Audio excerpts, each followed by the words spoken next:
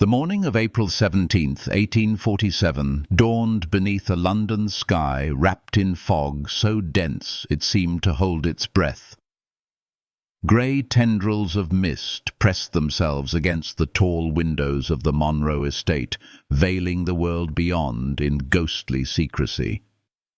Inside the east wing, the air buzzed with footsteps and hushed voices as servants hurried along polished corridors. Buckets of steaming water were carried up to the bride's chamber, flowers from the hothouse were arranged with meticulous care, and every corner of the house trembled with expectation.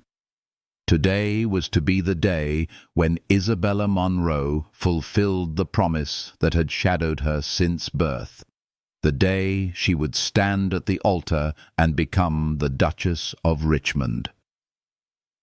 Isabella stood before her, looking glass, still as a statue, while her maid Martha fastened the last pearl button of her gown. The dress was a masterpiece, ivory silk that caught the candlelight like water and lace so delicate it seemed spun from breath. Months of labour had been poured into every seam, the work of London's most skilful seamstresses, all for this single moment. When Martha adjusted the veil, fingers trembling with emotion, Isabella caught her own reflection and felt the weight of a life already decided. Her chestnut hair gleamed beneath the veil, her grey eyes were solemn yet luminous, her lips pressed into a line of composure. She looked every inch the Duchess she had been raised to become. And yet beneath the satin and pearls her heart pounded in a wild rhythm of doubt and desire. Since the moment her cradle had been touched by the hand of an old duke, since her father had signed a parchment binding her destiny to a man she scarcely knew, Isabella's path had been set. She had learned languages, mastered the piano, painted watercolours praised by artists, and memorized every code of etiquette until it became second nature. All of it pointed to this day, this isle, this marriage. And though she had seen Edward Richmond, the Duke, only a handful of times, she had carefully spun dreams out of those brief meetings.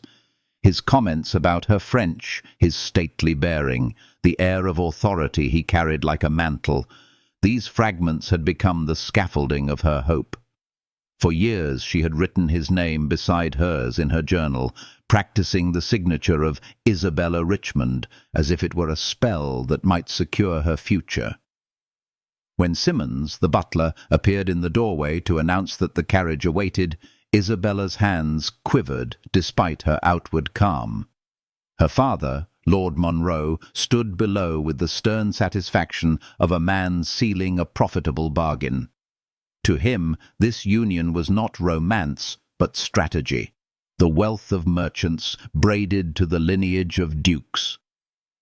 Isabella murmured her assent, her gaze lingering once more on her reflection.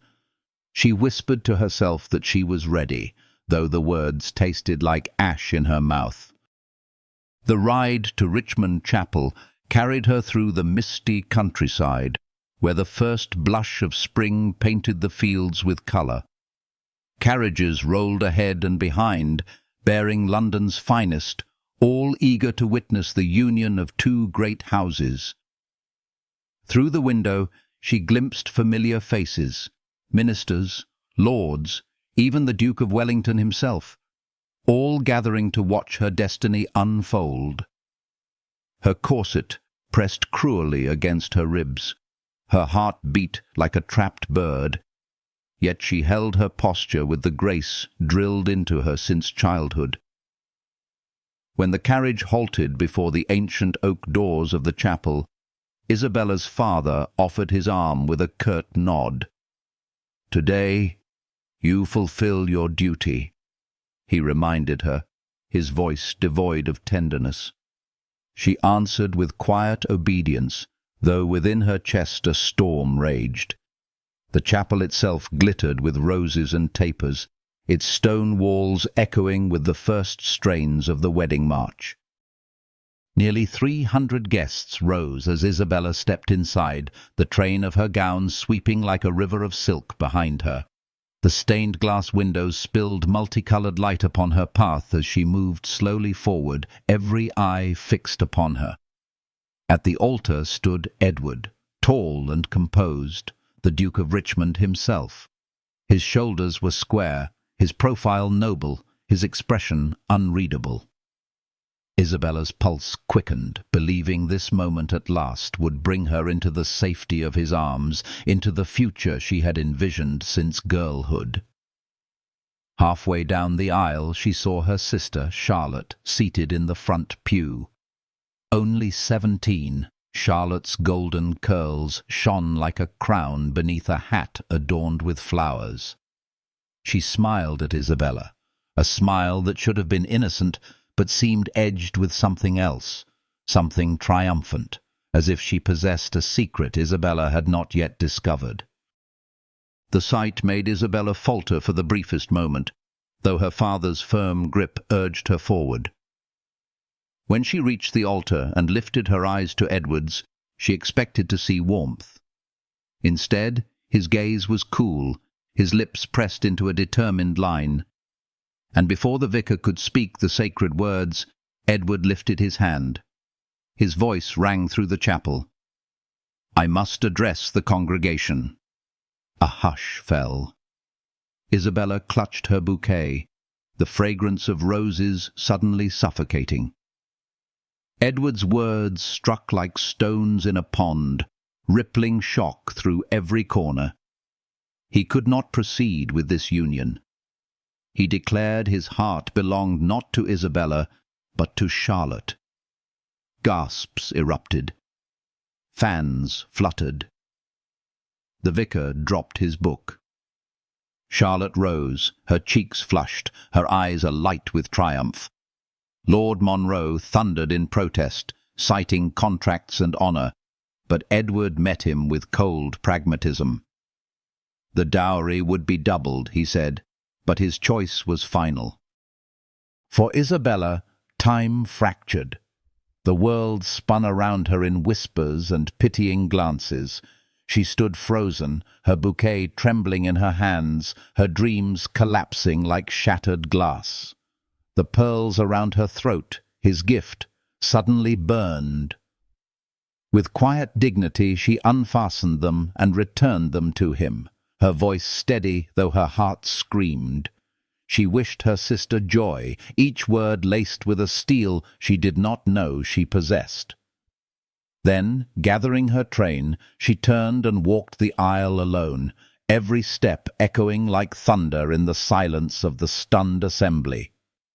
The sun outside mocked her with its brightness as she stumbled from the chapel, her composure unraveling at last. Martha rushed to her side with a cloak, shielding her from prying eyes. "Take me to Aunt Agatha's," Isabella whispered, tears spilling freely now. "Not home." "I cannot face father, not as the daughter who failed her only duty." The carriage door closed, and with it the chapter of her carefully scripted life. As wheels rattled toward London, Isabella pressed her forehead to the glass. Behind her lay the chapel, her sister, the Duke, the ruin of every expectation. Ahead stretched only uncertainty, a void she had never been taught to navigate. The gown that had been meant to crown her as a duchess now clung like chains, each stitch a reminder of how little control she had held over her own destiny. For the first time in her life, she wept without restraint, mourning not just the loss of Edward, but the death of the future she had been moulded to embrace. The streets of London stretched before Isabella like a labyrinth of soot and shadow, the carriage wheels striking sparks against the cobblestones as they carried her deeper into the city. She sat hunched against the velvet interior, Martha's cloak wrapped tightly around her trembling shoulders. Her wedding gown, once a dream of silk and lace, now felt like a cruel costume, each pearl and ribbon mocking her as the very symbols of her humiliation. Every jolt of the carriage seemed to shake loose another fragment of the life she had believed was hers. Behind her, the Richmond estate and its chapel dwindled into memory, but the sting of betrayal clung to her like the fog that enveloped the streets. When at last the carriage halted before the tall, white townhouse on Grosvenor Square, Isabella's breath caught. Lady Agatha Harcourt stood upon the steps, her silver hair gleaming beneath the afternoon light, her frame tall and angular, her eyes sharp with the intelligence of one who had long refused to bend to society's expectations. Unlike so many women of her generation, Agatha had never married, choosing instead to live on her own terms with the fortune her father had left her. To many, she was a curiosity, even a scandal. To Isabella, she was a quiet promise that another life, different, defiant, uncharted, might exist. The moment Isabella stepped from the carriage, Aunt Agatha took one look at the gown, the veil, the absence of a groom, and understood. "Disgraceful," she declared without ceremony, her voice ringing with indignation. "That boy is every inch his father's son, opportunistic and heartless. Come inside, child. We'll not have you paraded before the gawking eyes of Mayfair." The door closed behind them, muffling the clamour of the street, and Isabella allowed herself at last to crumble. The polished floors, the scent of beeswax and leather from Agatha's vast library, the quiet dignity of the house, all formed a shelter against the storm of gossip she knew was already spreading. Martha hovered nearby, fussing with the veil, her eyes wet with unspoken sorrow. But Agatha wasted no time in lamentation. She guided her niece into the sitting-room, where the curtains were drawn against the day, and pressed a steaming cup of tea into her trembling hands. "Drink," she commanded. "Your hands are like ice." Isabella obeyed, though her lips quivered against the porcelain rim. "How can I ever face them again?" she whispered, her voice raw. "By this evening, all of London will know. They will say I was unwanted, that I was found lacking." Agatha set down her spectacles with a decisive snap. Nonsense! The only person found lacking today was Richmond himself. A man who humiliates a woman before God and society reveals his own poverty of character, not hers. You, my dear, are not ruined. You are freed. "Freed?" Isabella echoed, disbelief thick in her voice. "I am 22, unmarried, and now a public spectacle." "My father will see me as nothing but a failed bargain. Where is the freedom in that?" Her aunt's eyes softened, though her tone remained firm.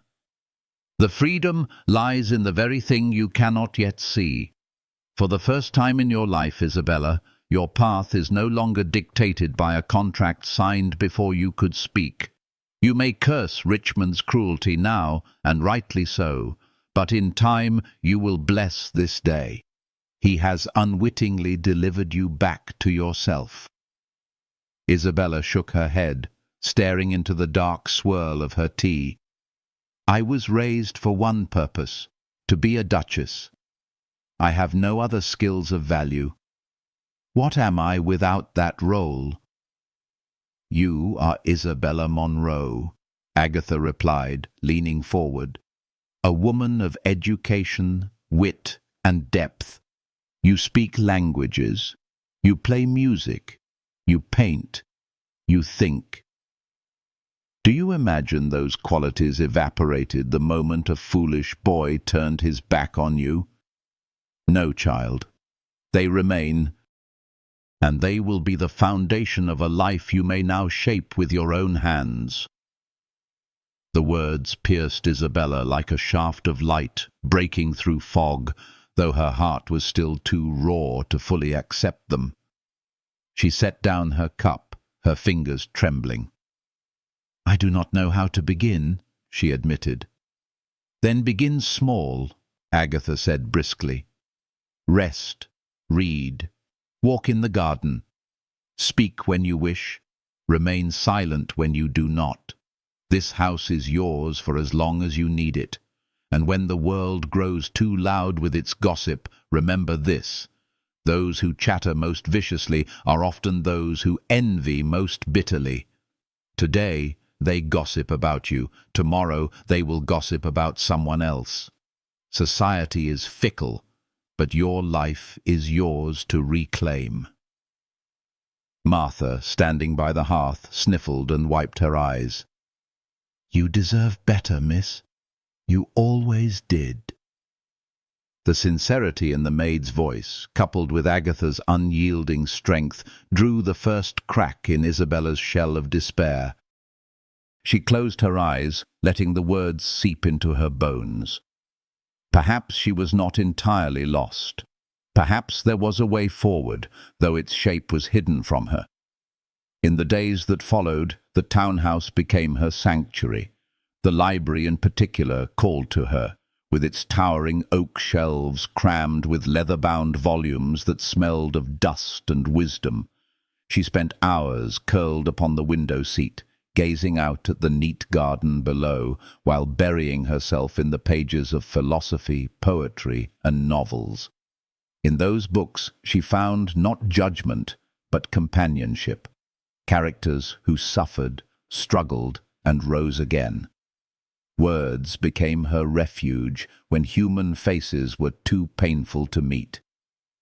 Yet even in solitude she could not entirely escape.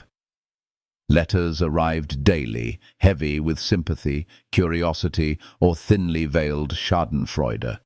Her mother wrote stiffly of duty and appearances, her father wrote curtly of financial settlements, and Charlotte wrote not at all. It was Agatha who intercepted most of the correspondence, sifting through it with disdain, discarding the worst of the gossip before it reached Isabella's hands. "Let them prattle," her aunt said one morning, tossing aside a society paper. "They will find a new scandal soon enough. The only opinion that matters is your own." But Isabella was not yet ready to believe. Each mention of Richmond's name in the newspapers, each whispered rumour overheard during a walk, stabbed her afresh. Nights brought restless dreams in which she stood once more at the altar, only to watch Edward turn away, his arm entwined with Charlotte's. She woke weeping, the pillows damp with tears she could not control. Agatha never scolded her for these lapses. Instead, she offered presence. A hand upon Isabella's shoulder, a silent companion during sleepless hours, a voice of steady pragmatism when grief threatened to drown her. Slowly, like a rose opening after frost, Isabella began to breathe again. One rainy afternoon, she sat by the fire with a volume of Wollstonecraft, reading passages aloud to Martha, who listened wide-eyed despite her limited education. The words stirred something deep within her, a sense of recognition, of hunger for a life not confined to drawing rooms and arranged marriages. For the first time, the idea that her life might yet hold meaning beyond being someone's duchess flickered within her chest. When Agatha entered with a letter of invitation to a small literary salon, Isabella recoiled. "I cannot," she protested. "They will stare. They will whisper." "Let them," Agatha replied firmly. "Better they whisper about your presence than your absence.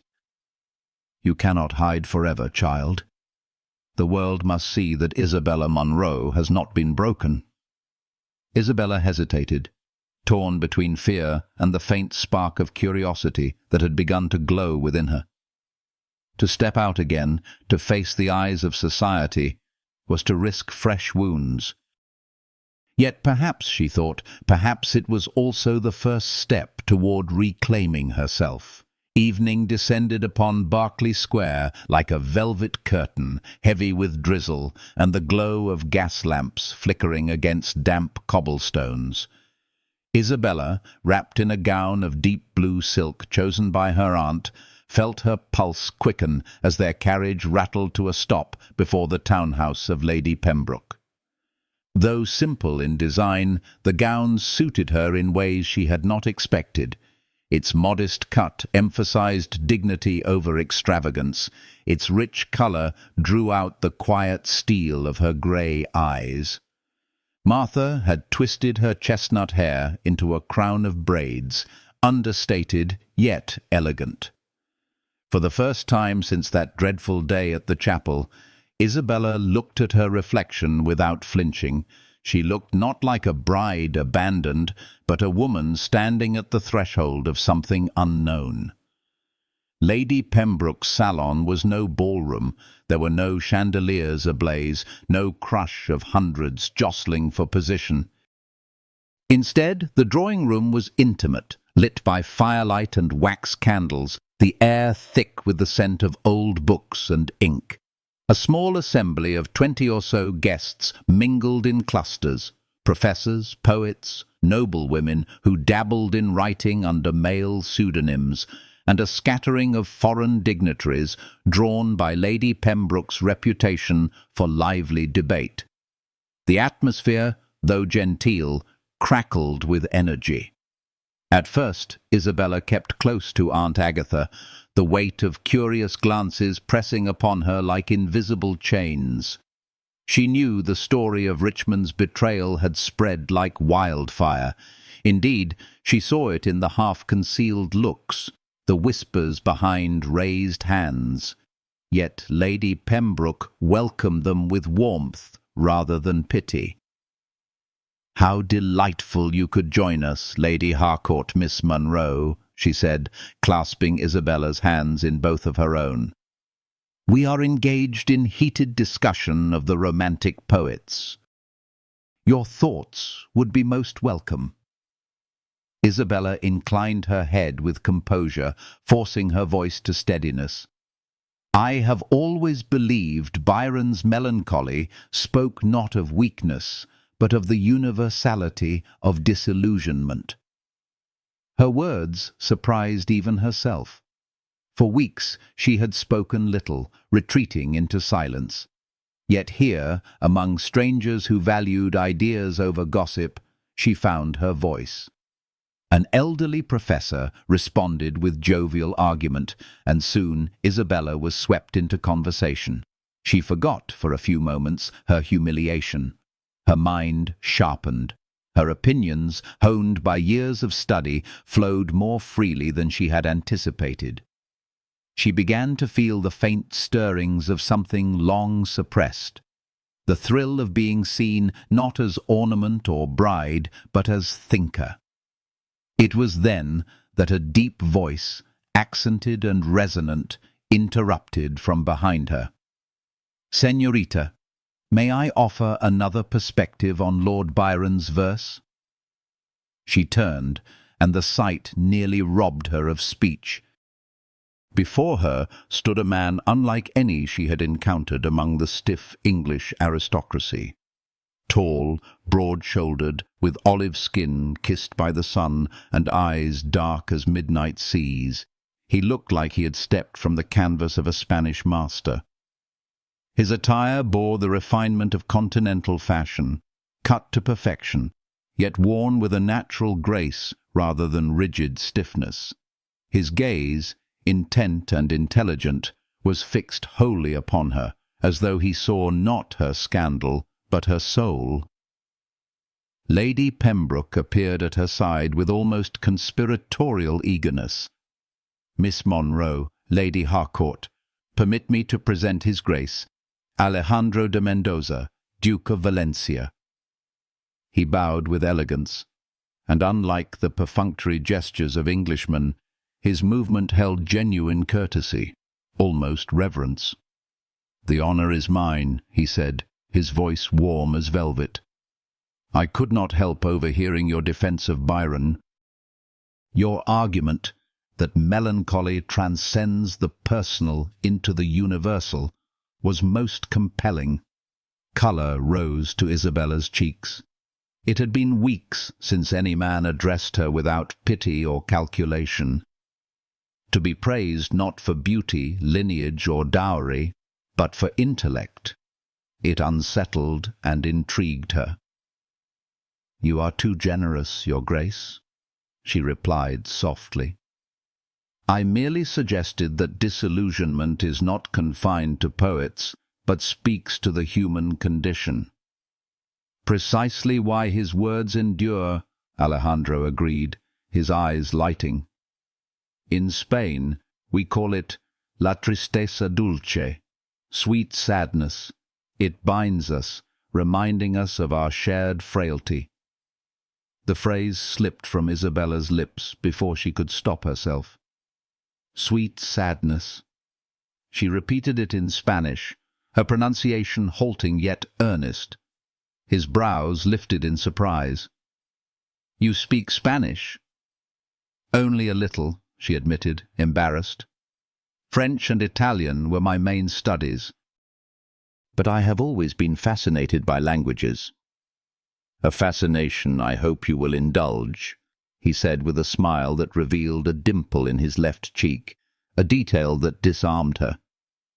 "Perhaps you might help me with English idioms while I am in London. They perplex me daily." The corners of Isabella's mouth, long accustomed to gravity, softened into the ghost of a smile. "I warn you, our idioms are riddled with contradictions, much like ourselves." Their conversation wove on, moving from poetry to politics, from Shakespeare's translations to trade agreements. Alejandro spoke with animation, yet also with humility. He listened as intently as he spoke, as though her thoughts held equal weight to his own. It was a startling novelty. English gentlemen rarely valued the opinions of young women beyond polite nods, but Alejandro's eyes never wavered from hers, and in them Isabella felt seen, truly seen, for perhaps the first time in her life. The evening unfolded like a tapestry. Around them, guests drifted from group to group, the hum of conversation rising and falling like tide. Yet Isabella and the Duke remained drawn together, orbiting each other in a sphere of earnest dialogue. He spoke of Madrid, of his mother's influence at court, of the tragedies that had shaped his youth. She, in turn, found herself revealing more than she had intended: her love for books, her yearning for freedom beyond the roles imposed upon her. When at last the salon dispersed, Alejandro bowed over her hand. "I confess, Miss Monroe, when I agreed to attend this gathering, I expected polite discourse. I did not expect to find a kindred spirit." Her breath caught. "Nor did I, Your Grace. It has been refreshing." "Perhaps you might indulge me further tomorrow," he said. "I have heard much of your British Museum, but I lack a guide to illuminate its wonders. Would you consider accompanying me?" Before Isabella could form a reply, Aunt Agatha stepped forward, her expression smug. "My niece would be delighted, Your Grace. 11 o'clock will suit, I trust." Alejandro's smile deepened. "Perfectly. Until tomorrow, then." As he departed, Isabella turned to her aunt with mock reproach. "That was presumptuous." "Nonsense," Agatha replied, eyes twinkling. "I merely accepted what you were already inclined to accept." In the carriage ride home, Isabella stared out at the gaslit streets, her heart strangely light. For the first time since her humiliation, she had passed an evening without dwelling on Richmond or Charlotte. Instead, she heard in her mind the cadence of a Spanish voice, felt again the intensity of eyes that had looked at her, not with pity, but with respect.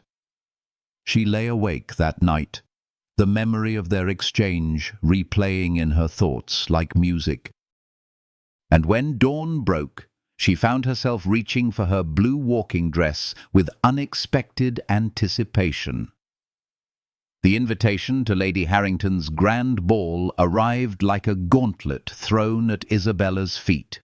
Written in her mother's elegant script, it spoke of duty, of appearances, of the need to face society with composure.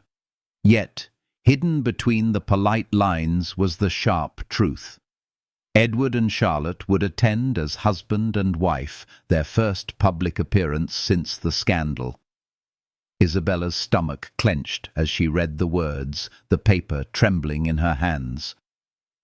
"I cannot possibly go," she whispered, pressing the letter to the table as though it burned. "To see them together, it would be unbearable." Agatha, who had lived long enough to see the ebb and flow of scandal, simply raised an eyebrow. "Precisely why you must go. If you hide away, you will confirm every whisper that you are broken. If you appear strong, composed, radiant, you strip them of their power. Let the world see Isabella Munro not as a victim, but as a woman reborn." Her aunt's words struck deep. For weeks now, Isabella had felt the stirrings of new life. Her evenings at salons, her conversations with Alejandro, her tentative return to laughter. To retreat now would be to surrender all that she had begun to reclaim. And though fear gnawed at her, she found herself nodding. "Very well, but I will not go in pastels or ivory. I will not look like the ghost of a bride." Agatha's eyes glinted with approval. "Then you shall wear crimson, bold, unapologetic, the colour of life renewed." The gown was made within days, a sweep of deep silk that clung to her form with quiet power, its hue vivid against her pale complexion. When Isabella stood before the mirror on the evening of the ball, she scarcely recognized herself. Gone was the dutiful daughter in white lace, gone the jilted bride who wept in a carriage. In her place stood a woman who had tasted despair and survived it, who now carried herself with a lift of chin and a spark of steel. Martha fussed with the final folds of fabric, tears bright in her eyes. "Miss, you look magnificent. No one will dare pity you tonight." "Pity is what I despise most," Isabella murmured. "If they cannot respect me, let them at least remember me." The carriage rolled through London's gaslit streets, its windows flashing with glimpses of glittering gowns and gilded carriages converging upon Harrington House. As they arrived, Isabella felt the familiar clutch of nerves, but Agatha's hand closed firmly over hers. "Courage, child. Remember, you are not here to seek approval. You are here to claim your place." The ballroom glittered with hundreds of candles, their flames reflected in mirrors and crystal chandeliers. Music swelled from the orchestra, a lilting waltz that filled the air with rhythm and expectation. As Isabella entered on her aunt's arm, the hum of conversation faltered. Heads turned. Whispers surged like wind through reeds. There she is, the jilted bride, the scandal of Richmond's chapel. But Isabella did not falter. She walked with measured grace, crimson silk flowing like fire, her gaze steady, her mouth curved in the faintest hint of composure. Within her chest, her heart pounded like a drum, but outwardly she was marble and flame. And then she saw him. Alejandro, standing near a column, his attire distinctly Spanish in its cut, his dark eyes scanning the room until they found hers. At once his face lit with a smile that melted away the murmurs of the crowd. He crossed to her without hesitation, bowing low. "Miss Monroe, you are a vision tonight." "Thank you, Your Grace," she replied, and though every ear strained to hear, she spoke as though only for him. "Will you grant me the honor of the first waltz?" he asked, extending his hand. Before she could answer, a familiar voice intruded, rich with arrogance. "Isabella, how unexpected to see you here." Edward Richmond stood before her, Charlotte at his side. The younger sister glittered in pale green silk, her golden curls crowned with the Richmond tiara, the very heirloom that should have adorned Isabella's head. Charlotte's smile was triumphant, her grip upon Edward's arm possessive. Isabella's blood turned cold, yet her face betrayed nothing. She dipped into a flawless curtsy. "Your Grace, Duchess, I trust married life agrees with you both." Edward's jaw tightened. Charlotte's smile faltered, then hardened. "Indeed," he said stiffly. "London has been abuzz with talk of your friendship with the Duke of Valencia." Alejandro stepped forward, his presence commanding. "Permit me to make introductions," Isabella said smoothly. "Your Graces, this is Alejandro de Mendoza, Duke of Valencia." "Your Grace, the Duke and Duchess of Richmond." The men exchanged bows, each measuring the other with the instinct of natural rivals. Edward, fair and classically English, exuded cold pride. Alejandro, dark and intense, radiated warmth tempered by unyielding strength. "I understand congratulations are in order," Alejandro said, his Spanish accent sharpening.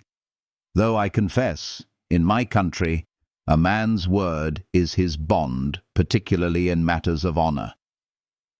A hush rippled through those nearby. Edward flushed, a muscle ticking in his jaw. "English honor is no less stringent, Your Grace. Circumstances required adaptation." "How fascinating," Alejandro replied with dangerous politeness. "In Spain we say, 'He who changes his mind as often as his shirt is not fit to be trusted at Mass.'" Charlotte bristled. "Perhaps some Spanish lessons would improve your English, Your Grace. Your accent makes comprehension difficult." "Charlotte," Edward murmured warningly, but the damage was done. Isabella seized the moment. Her voice was calm, her words sharp. "His Grace speaks 5 languages fluently, Duchess. How many do you command?" Charlotte flushed crimson. Whispers rippled, fans fluttered, eyes widened. For once, the power lay not with the Richmonds, but with Isabella. At that instant, the orchestra struck the opening chords of a waltz. Alejandro bowed once more. "I believe this is our dance, Miss Monroe." She placed her hand in his, and together they glided onto the floor. The music swelled, the crowd parted, and all eyes followed them. Alejandro's hold was steady, his steps sure, his gaze fixed upon hers with unguarded admiration. For Isabella, the room blurred into insignificance. The man who had once humiliated her, the sister who had betrayed her, they no longer held her chains. She was free, carried across the polished floor by a partner who saw her not as property, but as equal. "You handled that with remarkable grace," Alejandro murmured. "I had an excellent example beside me," she replied, her voice steady, though her heart soared. And as the music carried them, Isabella felt the last weight of her old life begin to lift. The morning of Isabella's second wedding dawned without grandeur, yet with a serenity that felt more sacred than any gilded ceremony. Sunlight spilled across the modest windows of St. George's in Hanover Square. illuminating dust motes that drifted like gold in the air. There were no armies of servants rushing to arrange roses, no throngs of lords and ladies jostling for place. Instead, there was peace. A few rows of friends, Aunt Agatha's circle of loyal companions, a handful of diplomatic envoys, and the quiet strength of Alejandro waiting at the altar. Isabella's gown was ivory silk once more, but this time unburdened by lace and weight. No veil shrouded her face. She had insisted nothing would be hidden between them. Martha arranged blossoms in her hair, her hands steady though her eyes brimmed with tears of happiness. "No one has ever looked more beautiful, Miss Isabella," she whispered, though Isabella corrected her gently. "Not Miss. Soon I shall be something else, someone new." Her father walked her down the aisle, his grip firm yet perfunctory, his face a mask of calculation. For Lord Monroe, this marriage was acceptable enough, a Spanish dukedom, a foreign fortune. Yet Isabella no longer needed his blessing, nor sought it. When he placed her hand into Alejandro's, she felt not the transfer of property, but the joining of equals. Their vows were spoken with clarity, their voices unwavering. Alejandro's dark eyes never left hers as he slipped a simple gold band onto her finger, joining the sapphire that gleamed like captured sea light. "With this ring, I give you my heart and my life," he said softly, adding in Spanish, "Con este anillo te entrego mi corazón y mi vida." Isabella's answering words trembled not with fear, but with joy. When the priest pronounced them husband and wife, there was no eruption of gossip, no scandalous whispers, only the gentle applause of those who truly wished them well. Aunt Agatha, standing tall despite her age, dabbed at her eyes with a lace handkerchief. Martha clutched the arm of Jenkins, the butler, both of them radiant with pride. Isabella felt for the first time entirely herself, no longer a puppet of duty, no longer a pawn in a bargain, but a woman who had chosen and been chosen freely. The reception afterward was held at Aunt Agatha's townhouse, its rooms filled with laughter and warmth rather than politics and pretense. There were toasts raised in English and Spanish, music performed by a small quartet, and conversation that rang with genuine affection. Alejandro moved easily among the guests, his charm and courtesy winning even the most skeptical. Isabella watched him with a quiet smile, her heart swelling at the realization that she was no longer bracing herself for disappointment. Instead, she was standing at the threshold of a future she had dared not imagine. Days later, as the ship carried them away from England's shores, Isabella stood upon the deck with the wind in her hair. The June sea sparkled like liquid sapphire, the gulls wheeled above, and the coastline of her homeland grew smaller with each hour.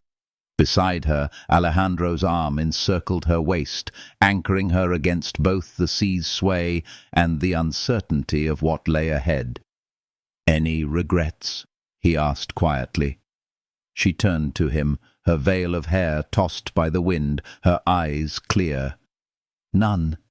England was my past. You, Spain, are my future." The words surprised her with their certainty, yet as soon as she spoke them, she knew they were true. The path that had once seemed fixed from her cradle had ended in ashes, but from those ashes had risen a fire brighter than she had thought possible. The voyage itself became a kind of baptism. Isabella discovered, to her amusement, that she possessed a sailor's stomach. While many passengers remained ill in their cabins, she relished the salt air and the endless expanse of sea. She spent hours upon the deck, sketching the shifting waves, writing letters to Aunt Agatha, learning Spanish phrases under Alejandro's patient tutelage. At night, they walked the quiet decks together, the constellations brilliant above them. She felt herself expanding, as though the horizon itself had entered her soul. When at last the coast of Spain appeared, glowing golden beneath a sky of impossible blue, Isabella's breath caught. The city of Valencia sprawled along the shore, its towers and cathedral spires glinting in the sunlight, its harbour alive with sails and voices. As the ship glided into port, cheers and greetings rang out in rapid Spanish. Alejandro's younger brother and a retinue of household servants awaited them, their smiles warm, their words tumbling faster than Isabella could comprehend. "They say you are beautiful," Alejandro translated softly, his eyes twinkling. "And that I am the luckiest man alive." She laughed, the sound startling in its freedom.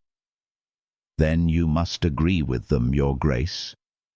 "Entirely," he replied, pressing a kiss to her hand. Their carriage wound through narrow streets where balconies overflowed with flowers, where vendors called out their wares, where the air itself seemed infused with sun. Children waved, women tossed blossoms into their path, men bowed with respectful cheer. The Palacio de Mendoza loomed ahead upon a hill, its walls golden in the afternoon light, its courtyards filled with fountains and orange trees. Isabella felt a rush of awe. "It is more beautiful than I ever imagined." Alejandro watched her face, as if her wonder were the true measure of the palace. "Welcome home," he said. That evening, as she stood upon the balcony of her new apartments, the Mediterranean stretched before her like an infinite promise. Fishing boats returned to harbour, their sails crimson against the setting sun. The scent of orange blossoms drifted upward from the gardens. Alejandro joined her, his arm wrapping around her shoulders. "Are you happy?" he asked again, searching her face. Isabella turned, her hand against his cheek. "Profoundly. I never thought I could feel so free, so alive." His answering smile was tender. "That is all I wish for you, that you be yourself, not the woman someone else decided you should be, but the woman you choose to become." She leaned into his embrace, her heart swelling with a truth she now understood. The life she had lost had been a prison in disguise. The life she had found was freedom, radiant and uncharted.